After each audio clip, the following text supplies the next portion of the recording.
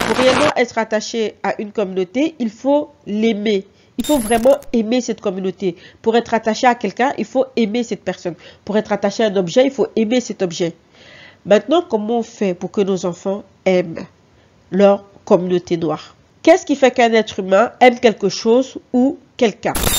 Otep à tous et bienvenue dans l'éveil en héritage, le podcast dédié à l'éveil, à l'éducation des Noirs de la diaspora européenne. Dans l'épisode précédent, nous avons entamé un voyage essentiel, celui de la connaissance de soi, de l'identité et de la reconnexion à nos racines. Se connaître, c'est très puissant, certes, mais se reconnecter les uns aux autres, c'est là que réside notre vrai pouvoir. Il faut apprendre à nous retrouver en tant que communauté. À la question « Comment être solidaire entre Noirs ?» À travers cette présentation, j'aimerais apporter une ébauche de réponse afin que la solidarité soit un acte concret, un réflexe, un héritage que nous allons léguer à nos enfants.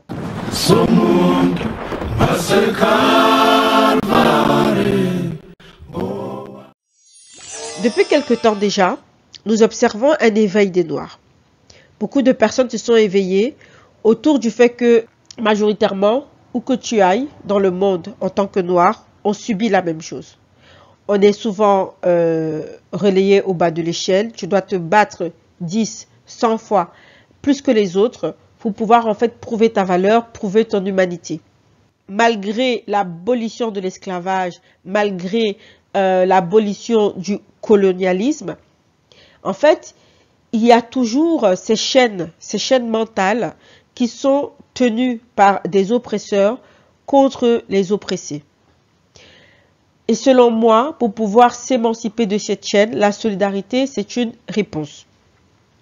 C'est vrai que beaucoup de Noirs, en fait, s'éveillent de plus en plus au fait que, voilà, il y a un système, une certaine suprématie qui agit sur les Noirs et qui essaie, en fait, à chaque fois de les maintenir dans cette situation subalterne. Mais malgré cette prise de conscience, la plupart des Noirs ne savent pas comment combattre ce système pour eux et surtout pour leurs enfants. Et c'est vraiment très difficile pour un parent d'expliquer justement ce type de mécanisme très douloureux à son enfant. Comment tu lui expliques cela? Pourtant, si nous ne faisons pas quelque chose, nos enfants ainsi que nos arrière-petits-enfants et je continue la chaîne, eux aussi subiront ces injustices. On est démunis face à ce système. On ne sait pas comment agir pour le contrecarrer. On ne sait pas comment agir en fait pour améliorer la situation des Noirs. Et le pire, c'est qu'il y a des Noirs, après avoir subi toutes ces injustices et avoir plus ou moins réussi à se faire accepter, ils finissent tout simplement par reproduire les mêmes comportements que les oppresseurs. En fait, ils finissent par devenir tyranniques envers leurs enfants, leurs collègues noirs, leurs frères, leurs épouses. Parce que, en fait, la majorité des Noirs sont laissés sans armes, en fait, pour pouvoir se défendre et pouvoir naviguer dans ce monde dans lequel ils sont oppressés. Comment stopper ce cycle? Eh bien, pour moi, ce cycle pourra se stopper en cultivant la solidarité. Pour pouvoir en parler, naviguer et guérir de ces traumas et de ne pas justement les transmettre à nos enfants, il nous faut des outils.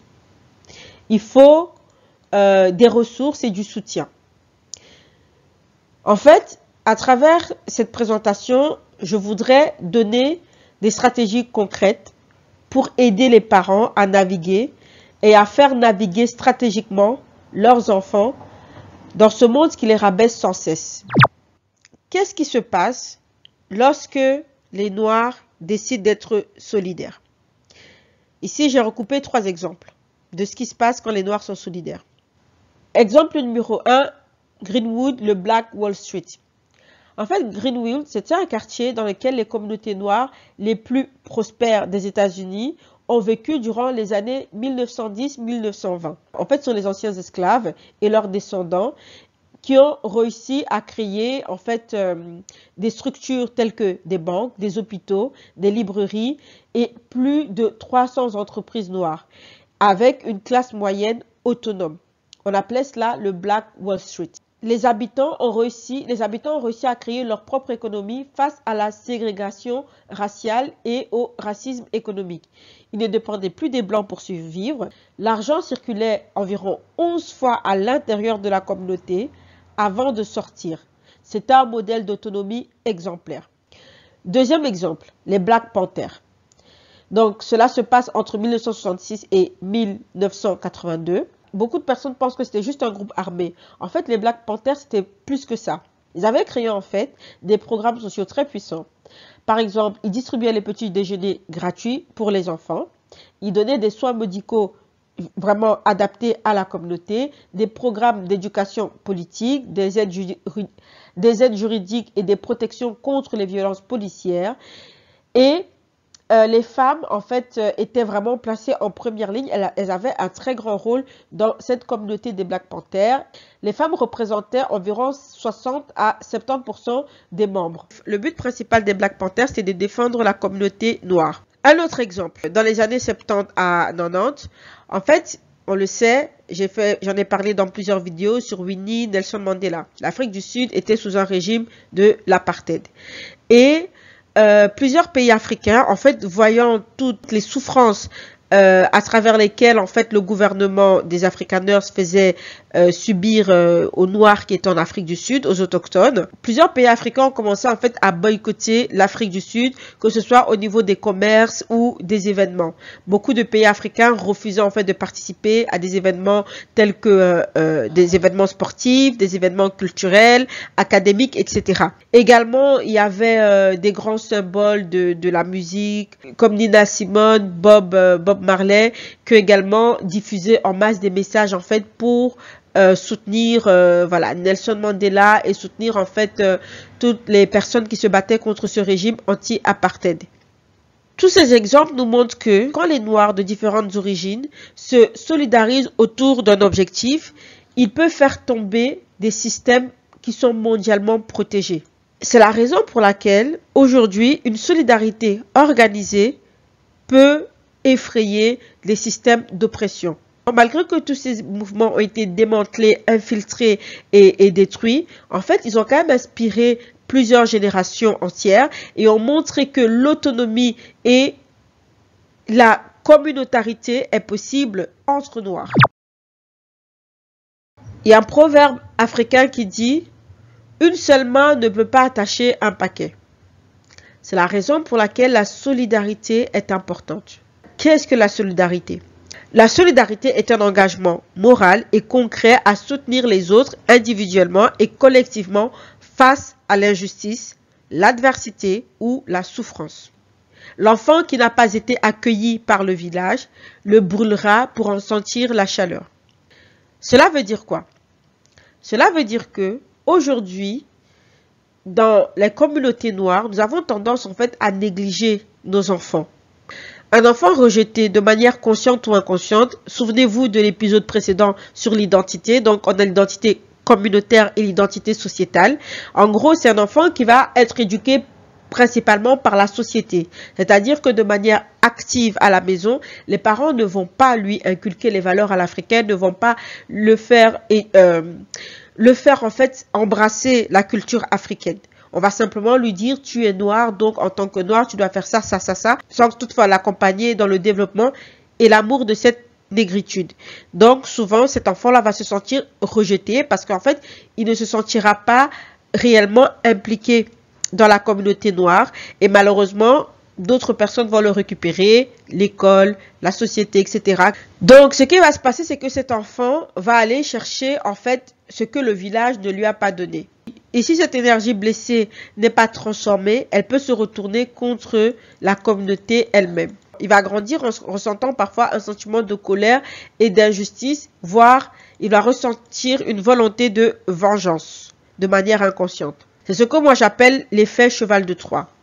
En fait, c'est un risque bien réel. Parce que beaucoup de systèmes oppressifs le savent. Ils savent que le moyen le plus efficace de détruire un groupe, c'est de le diviser de l'intérieur. Ainsi, dans l'histoire des peuples noirs, on a souvent utilisé les individus éduqués à l'extérieur ou mal intégrés dans leur communauté pour servir d'agents de désunion. non pas par méchanceté, mais parce qu'ils ont grandi sans racines profondes ni loyauté communautaire solide. Un enfant non aimé ou non impliqué dans sa communauté devient une porte ouverte aux idéologies hostiles. Il devient perméable aux récits de ceux qui veulent éteindre notre lumière. La chaleur du village doit être offerte par anticipation à l'enfant, pas réclamée par la destruction. Chaque enfant noir doit être élevé dans la conscience qu'il est un maillon de la chaîne, pas un électron libre. Construire un sentiment d'appartenance dès le plus jeune âge, cela permet d'éviter cela. L'éducation communautaire également des enfants dès le plus jeune âge est essentielle. Il ne suffit pas de dire à un enfant « tu es noir », encore faut-il qu'il ressente qu'il a de la valeur, un sens, une beauté, une responsabilité. Et cela passe par l'inclusion symbolique. Il faut qu'en fait, chaque enfant entende qu'il est utile, qu'il a été voulu et désiré par la communauté. Il faut également que l'enfant reçoive une éducation afrocentrée dès le plus jeune âge, qu'il connaisse son histoire, ses héros, ses cultures, sa langue, sa spiritualité. En fait, en tant que parents, notre rôle est vraiment d'apprendre à nos enfants à servir, à aider et à protéger, à défendre les siens. Parce que quand un enfant se sent regardé avec fierté, écouté avec respect, entouré avec amour, il devient un gardien naturel du village et non une menace pour ce village. Nos ancêtres ont souffert ensemble. Aujourd'hui, nous devons guérir ensemble. En fait, comme je l'ai dit dans l'introduction, peu importe où tu vas dans le monde, la condition des Noirs est toujours très dégradante. Tu vas toujours devoir te justifier ton humanité, partout. C'est comme si en fait il y a une solidarité de tout le monde en face des Noirs contre les Noirs. Que tu ailles en Chine, que tu ailles au Maghreb, que tu ailles même en Afrique, la majorité des personnes, des humains sur cette terre sont unanimes pour être racistes contre les Noirs. En tant que Noir, tu démarres toujours au fin fond de l'échelle et tu dois à chaque fois prouver ta valeur. Ils doivent se battre pour prouver que pour être respectés, pour être représentés, pour être acceptés, protégés. Et on se rend compte que nos ancêtres ont déjà dû se battre pour ça. Tous ces besoins que je viens de citer, ce sont vraiment des besoins de base de la pyramide de Maslow. Et c'est vraiment difficile de savoir qu'aujourd'hui, des siècles plus tard, nous, ainsi que nos enfants et leurs enfants, continuent à se battre pour les mêmes besoins de base. Si nous sommes unis et que nous bâtissons une communauté forte, fière et solidaire, alors nos descendants n'auront plus à mendier ces besoins élémentaires. Ils pourront lutter pour des objectifs plus élevés. Par exemple, créer, innover, guérir, gouverner, inspirer le monde. En gros, il faut absolument qu'on comprenne et qu'on fasse comprendre à nos enfants, dès le plus jeune âge, que l'unité n'est pas une option, c'est un devoir.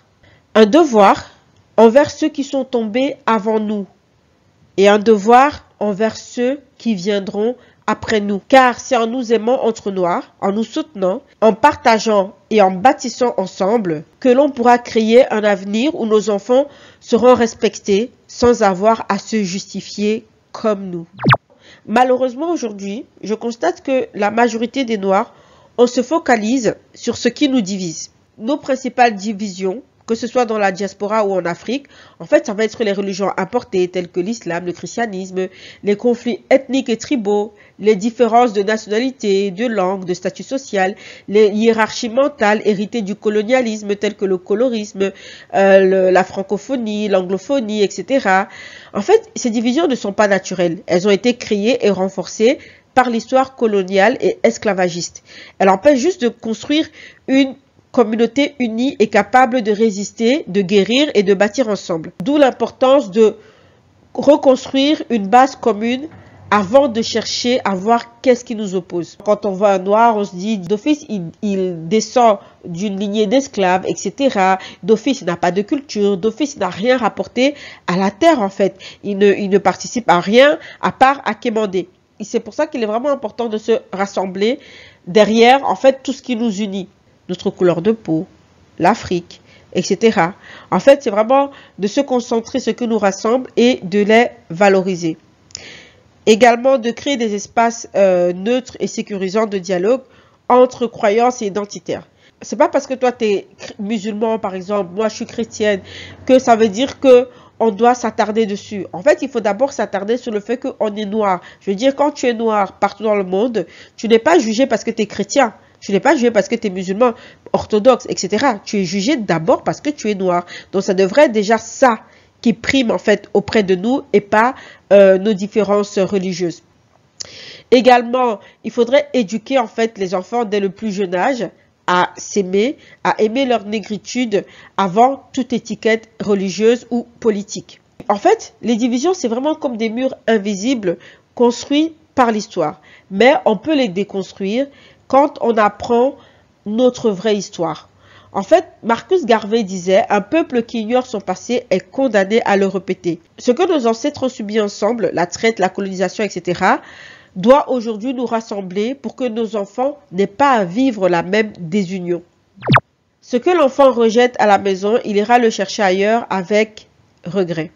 En fait, pour que les enfants noirs de la diaspora et du monde entier, en fait, puissent se sentir intéressés, impliqués activement dans une cause comme la solidarité entre noirs, en fait, ils doivent d'abord se sentir connectés émotionnellement et avoir un attachement profond, en fait, à la communauté noire. Tu ne peux pas être solidaire dans une communauté que tu n'as pas l'impression que tu appartiens à cette communauté. Pour réellement être attaché à une communauté, il faut l'aimer. Il faut vraiment aimer cette communauté. Pour être attaché à quelqu'un, il faut aimer cette personne. Pour être attaché à un objet, il faut aimer cet objet. Maintenant, comment on fait pour que nos enfants aiment leur communauté noire? Qu'est-ce qui fait qu'un être humain aime quelque chose ou quelqu'un? Les recherches psychologiques sur l'attachement en neurosciences sociales montrent que plusieurs éléments renforcent l'amour ou l'attirance. Il y a d'abord le sentiment de sécurité. Nous aimons ce qui nous rassure et nous protège. Quand tu te sens en sécurité, je veux dire, l'une des raisons pour laquelle la majorité des gens de la diaspora ne veulent pas retourner en Afrique, ils te disent, oui, c'est parce qu'on ne se sent plus en sécurité là-bas. Parce que quand tu as les moyens, quand tu t'en sors un peu plus que la moyenne des gens là-bas, tu as tendance à être la cible. Poison, sorcellerie, etc. Pour aimer l'Afrique, il faudrait que tu te sentes en sécurité. Et c'est pour ça que la plupart des gens préfèrent rester ici là, parce qu'ils s'y sentent en sécurité et ils ont l'impression qu'ils aiment l'Europe. Ils se disent, au moins l'Europe me ramène ce sentiment de sécurité. Également, pour aimer quelque chose ou quelqu'un, il faut que la personne, tu la trouves belle ou beau. Il faut que quand tu rentres en Afrique, ou que quand tu rencontres un Africain, quand tu rencontres quelqu'un, ou peu importe ce que tu trouves de l'Afrique, que tu puisses le trouver beau. Pour cela, il faut absolument qu'on se reconnecte à notre culture. On se reconnecte à notre essence, à notre beauté profonde. Parce que beaucoup de personnes noires aujourd'hui ont l'impression que pour être belle, il faut porter les cheveux d'une autre personne. Or, en apprenant à nous embellir nous-mêmes, en apprenant à mettre notre beauté naturelle en valeur, que ce soit à la maison, à l'extérieur, etc., etc., j'ai vraiment beaucoup insisté dessus au niveau de l'identité également. Allez vraiment suivre cette vidéo-là parce que elle est complémentaire. En fait, les deux vidéos, celle-ci et la précédente se complètent vraiment. Et celle aussi qui va venir, c'est également en complémentarité avec cette vidéo-ci. Donc, en fait, pour aimer quelque chose, il faut vraiment que l'esthétique de la chose te plaise ou l'esthétique générale autour de cette chose-là te plaise. Également, pour aimer, il faut aussi que la personne t'admire et t'estime. Ok? Donc, il faut absolument qu'on crée ce sentiment d'admiration et d'estime pour l'Afrique auprès de nos enfants. Parce qu'en fait, nos enfants, ils sont bombardés par des clichés négatifs sur l'Afrique. À chaque fois que tu vois l'Afrique à la télé, c'est pour faire la publicité des ONG, avec un enfant noir qui a le kwashiorkor, avec des mouches qui viennent sur lui, etc., etc. Donc, forcément, quand un enfant entend à l'école, ah, tu es africain, forcément, dans la tête de son copain, il voit ce petit noir-là, avec le kwashiorkor et les mouches. Donc, forcément, il n'a pas envie d'être rattaché à cela. Il n'admire pas cela. Pourtant, il y a énormément, dans l'histoire des Noirs, de quoi admirer. Il y a de quoi admirer. Quand on connaît l'histoire des empires, quand on connaît en fait tous les arts, les cultures qui nous ont été volés, accaparés, qui ne veulent même pas être, qui remplissent en fait les musées en Europe et qui ne veulent même pas être restitués parce que ces musées-là, je ne sais pas comment ils feraient. En fait, quand tu connais cette histoire-là, forcément, ça pourrait susciter l'admiration auprès des enfants. Encore faut-il les connaître et les enseigner aux enfants. Également, pour aimer quelqu'un ou quelque chose, il faut que tu ressentes une proximité émotionnelle et sensorielle avec la chose. Il faut, par exemple, pour moi, c'est essentiel, par exemple, pour cela, d'amener les enfants en Afrique. En fait, il faut que les enfants soient réellement baignés dans la culture africaine, que ce soit au niveau culinaire, que ce soit au niveau des tenues vestimentaires, etc., etc. En fait, il faut créer également des souvenirs, des moments mémorables où l'enfant a partagé justement cette africanité avec d'autres personnes. Voilà, c'est important, par exemple, là, je ne sais plus quelle date, je pense que je vais l'écrire ici, je vais le rajouter quelque part. Il y a par exemple le Nouvel An Kamite que le frère Mobali Makassi organise, je crois que c'est au mois d'août, je vais tout vous mettre les informations là-bas.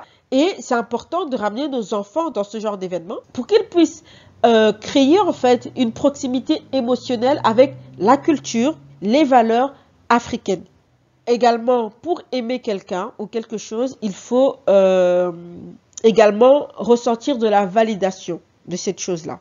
En fait, la validation, c'est en fait le fait que les personnes ou toi-même aient des discours valorisants autour de cette chose-là. Quand un enfant fréquente un milieu dans lequel il voit d'autres personnes parler, penser et se comporter dans une attitude qui valorise l'Afrique, en fait, la validation de ces personnes-là, même qu'ils regardent des émissions, des films, je sais que Wakanda Forever, c'est un film par exemple qui nous a, où tout le monde, tous les Noirs se sentaient fiers d'être Noirs. Tous les Noirs parce que c'est un film où déjà l'Afrique n'était pas décrit comme un continent pauvre et qui a faim, qui quémande. Pour une fois, on était mis sur un piédestal. Également, même dans le film Sinners, beaucoup de gens adorent ce genre de film parce que l'homme noir n'est pas dépeint, l'homme noir avec un grand H, hein, n'est pas dépeint comme un assisté, quelqu'un qui quémande, etc. Il est dépeint comme une personne forte, une personne qui sait se défendre, etc., etc. Donc, c'est vraiment important, en tant que parent, de faire baigner nos enfants dans ce genre d'environnement où l'Afrique, l'Africain est validé. Cela lui permettra, en fait, de renforcer son amour et son implication, en fait, dans la solidarité entre Noirs. Non. Il faut transporter ces leviers à la culture africaine des Noirs. Je me suis un peu déjà avancée dessus. Donc, en gros, si nous voulons que les enfants noirs tombent amoureux de leur culture, ils doivent se sentir en sécurité et valorisés en tant que noirs dans leur environnement éducatif et familial. Ils doivent être exposés à une culture visuellement et symboliquement attrayante, tenue, coiffure, langue, art, musique, etc. Ils doivent également voir des figures noires admirables, des héros historiques, artistiques, des inventeurs, des intellectuels, etc. En gros, ils doivent pouvoir, des personnes qui vont vraiment susciter de l'admiration auprès d'eux. Ils doivent également vivre des expériences émotionnelles positives liées à leur culture. Des fêtes, des contes, des films, cuisine, rites et passages. Comme je l'ai dit précédemment, il y a l'événement au mois d'août sur le Nouvel An Kamite. Il faut aussi qu'ils entendent en fait des discours positifs et puissants. Ben, c'est pareil, au niveau de l'événement, il y aura certainement encore, comme d'habitude, des discours positifs et puissants autour de la négritude, de l'affirmation identitaire, fierté, spiritualité africaine. Et vraiment, ça c'est très important d'exposer nos enfants à tout cela pour pouvoir leur créer de l'amour de leur communauté et d'eux-mêmes. En fait, quand on te valorise, forcément, tu t'aimes. Tu t'aimes. Une fois qu'en tant que noir, tu t'aimes, tu vas également aimer les autres noirs, tu vas aimer tes semblables. Et cela permettra peut-être également d'inverser la courbe. Je ne sais pas si vous vous souvenez, dans une de mes vidéos, j'en parle, je pense sur l'identité des noirs, l'espérance des poupées. Quand on montre une petite fille noire, une poupée blanche, une poupée noire, ben, tous les qualificatifs négatifs, elle les donne à la poupée noire. Elle est moche, elle n'est pas jolie, elle n'a pas des beaux cheveux. La poupée blanche, elle a des beaux yeux, elle a des beaux cheveux, elle est jolie, etc. Donc, vraiment, l'amour doit être utilisé comme un vrai levier. Il faut vraiment aider, encourager nos enfants et pousser nos enfants à réellement tomber amoureux en fait d'eux-mêmes, de leur culture, de leur négritude. Une maison divisée contre elle-même ne peut pas tenir debout. L'objectif ici, pour que l'enfant s'aime, n'est pas simplement de dire à l'enfant qu'il est beau, qu'il est précieux, mais en fait, il faut vraiment créer des conditions concrètes pour qu'il le ressente profondément.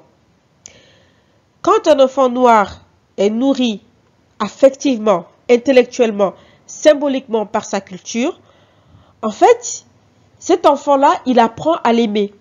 Et quand il aime profondément sa culture, sa communauté, ses semblables, la solidarité devient une conséquence naturelle et pas une contrainte morale. Je ne sais pas si vous connaissez Idriss Aberkane, je l'écoute beaucoup parce que c'est quelqu'un qui m'a beaucoup inspiré également. Et il a fait une conférence TED, je crois que c'est avec ça que je l'ai découvert, c'est le TEDx, c'est Love Can Do, avec une équation amour plus temps. Enfin. Ça veut dire quoi? Ça veut dire love maximum et savoir-faire minimum. Google, c'est né comme ça. Amazon, c'est né comme ça. Tesla, c'est né comme ça. Apple, c'est né comme ça. Hewlett Packard, Disney. En gros, love can do. En gros, quand tu aimes, tu ne comptes pas. Quand tu aimes, tu ne comptes pas le temps que tu as consacré à quelque chose. Quand tu aimes quelque chose, tu ne te sens pas obligé, ce n'est même pas une contrainte. Je veux dire, là, par exemple, j'aime bien produire mes vidéos, j'aime bien apprendre sur l'éducation, j'aime bien tester tout ce que j'apprends, tout ce que je dis, j'aime bien le tester sur mes enfants, surtout le petit, parce que le grand, il est déjà trop grand, c'est plus compliqué. Mais j'aime bien les tester sur le petit. Tout ce que je fais, tout le travail que je fais ici autour de l'éducation des Noirs, etc., tout ce que j'apprends également, pour moi, j'ai pas l'impression de travailler. Vous voyez, je ne vois pas ça comme un travail. C'est quelque chose que j'aime faire. C'est quelque chose que quand je rentre dans mon bureau pour commencer à faire des recherches en vue de produire une vidéo comme celle-ci, je n'ai aucun patron qui vient m'imposer que je dois le faire. En fait, il faut absolument que nos enfants soient passionnés par leur négritude.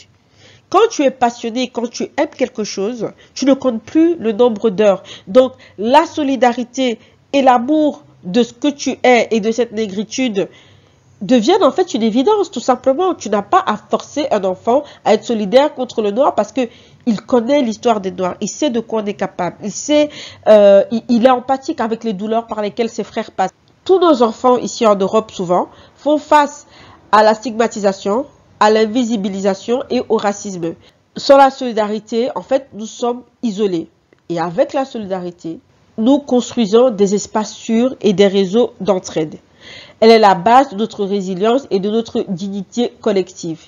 Et comme on le dit chez nous, les toiles d'araignée unies peuvent ligoter un lion. Pour conclure cette vidéo, je dirais que la solidarité ne doit pas être vue comme un concept.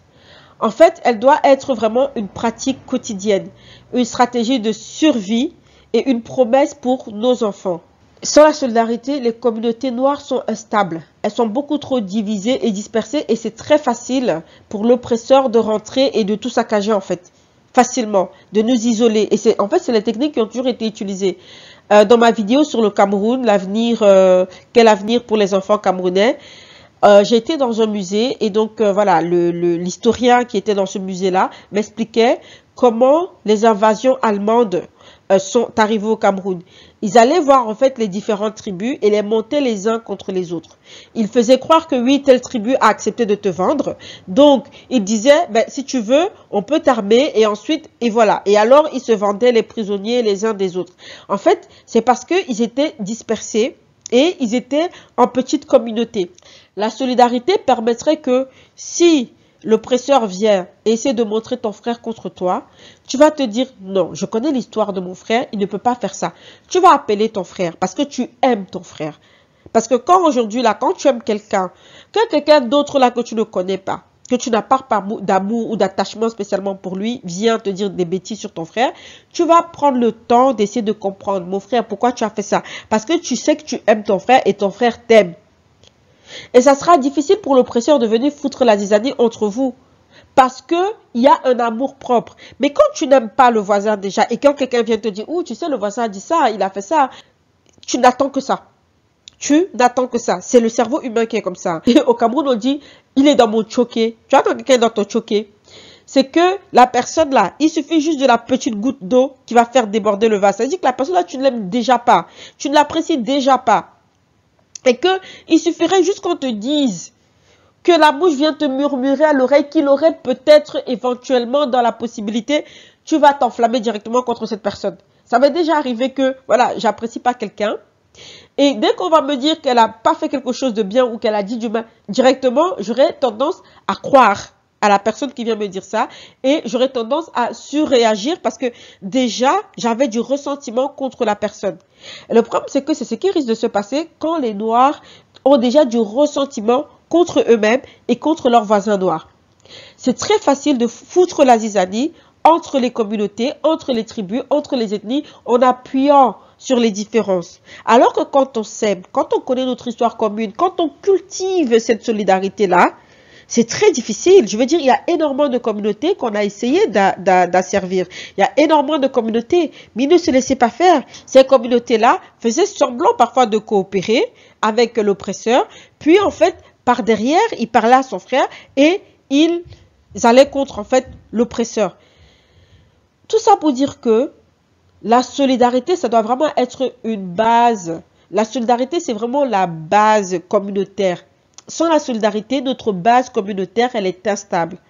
Avec la solidarité, en fait, on va bâtir un avenir solide pour nos enfants. Pour que la solidarité soit bien utilisée, il faut d'abord commencer par l'amour de soi. Quand tu t'aimes, tu ne veux pas te faire du mal. Quand tu t'aimes, tu ne veux pas que l'autre te fasse du mal. Et quand tu aimes ta communauté, tu ne veux pas faire du mal à ta communauté et tu ne veux pas que quelqu'un d'autre vienne faire du mal à ta communauté. Et cela commence aussi déjà par soi, certes, également dans la maison. Chers parents, aujourd'hui, je reparle encore, les enfants, c'est notre futur. Des enfants qui sont bien élevés, bien éduqués dans l'amour. Des enfants à qui on donne un rôle, à qui on écoute, à qui on les fait comprendre qu'ils sont importants, qu'ils sont protégés, qu'on les aime. C'est des enfants qui vont également prendre ça pour se donner à eux-mêmes, également donner à leur progéniture. Donc, en tant que parents aujourd'hui noirs, que ce soit dans la diaspora ou partout ailleurs, on a cette responsabilité réellement de pouvoir véhiculer un message d'amour de soi, de la communauté, de la culture, de manière active à nos enfants. Il faut qu'on représente réellement cet amour à nos enfants. Ça ne veut pas dire à l'enfant de dire « tu es beau, machin truc ». Ça fait partie aussi de porter nos coiffures naturelles. Ça fait partie aussi d'écouter l'enfant, de lui donner sa place d'enfant, de lui faire qu'il soit fier en fait d'appartenir à la communauté africaine. Parce que vraiment, la solidarité, elle commence à la maison. Chaque conversation doit vraiment être un acte de protection et d'amour. Aujourd'hui, j'aimerais que la solidarité ne soit pas un choix pour nos enfants. Il faut qu'elle soit une stratégie de survie, de dignité et de renaissance. Je vous exhorte à léguer à vos enfants la solidarité en héritage. Ce monde,